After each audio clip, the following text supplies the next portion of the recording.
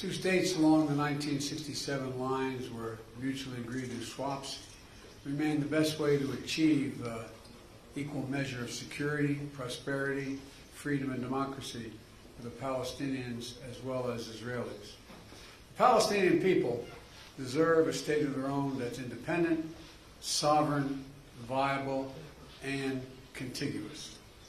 Two states for two people, both of whom have deep and ancient roots in this land, living side by side in peace and security. Both states fully respecting equal rights to the other citizens. Both peoples enjoying equal measure of freedom and dignity. That's what this is fundamentally all about. Every person has a right to be treated with dignity. It's simply basic. I know that the goal of the two states seems so far away, while indignities like restrictions on movement and travel or the daily worry of your children's safety are real and they are immediate. The Palestinian people are hurting now. You can just feel it. Your grief and frustration. In the United States, we can feel it. But we've never give up on the work of peace. You know, there must be a political horizon that the Palestinian people can actually see, or at least feel. We cannot allow the hopelessness to steal away the future. President Abbas, in the past we met in Ramallah, but today in the Palestinian city of Bethlehem, a place of enormous significance in my faith as well. The birthplace of Jesus Christ. This is the city that lives in the hearts of millions of Christians.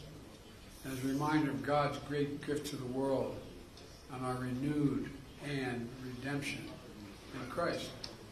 Muslim and Jews also have an intense and deep connection to this land, particularly in Jerusalem. Jerusalem is central to the national visions of both Palestinians and Israelis, to your histories, to your faiths, to your futures. Jerusalem must be a city for all its people.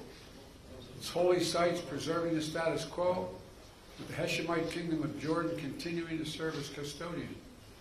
And throughout this holy land, which is filled with so many places of meaning and significance to Muslim, Christians, and Jews, we must all be free to practice our faith in peace, in safety, and in dignity.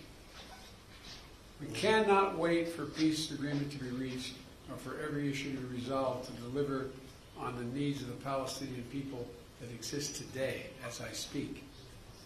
The best way to feed the flame of hope is to demonstrate that things can be better.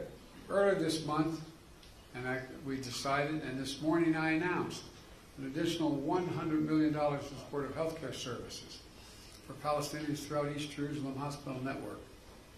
We were engaging with Israel around ways to spur greater Palestinian economic growth, including by implementing 4G mobile networks, increasing the supply of renewable energy, improving freedom of movement for Palestinians, both people and goods. These are the kinds of issues that progress can make life better for people right away, and we should be about it right away. And the Palestinian Authority has important work to do as well, if you don't mind my saying. Now is the time to strengthen Palestinian institutions, to improve governance, transparency, and accountability.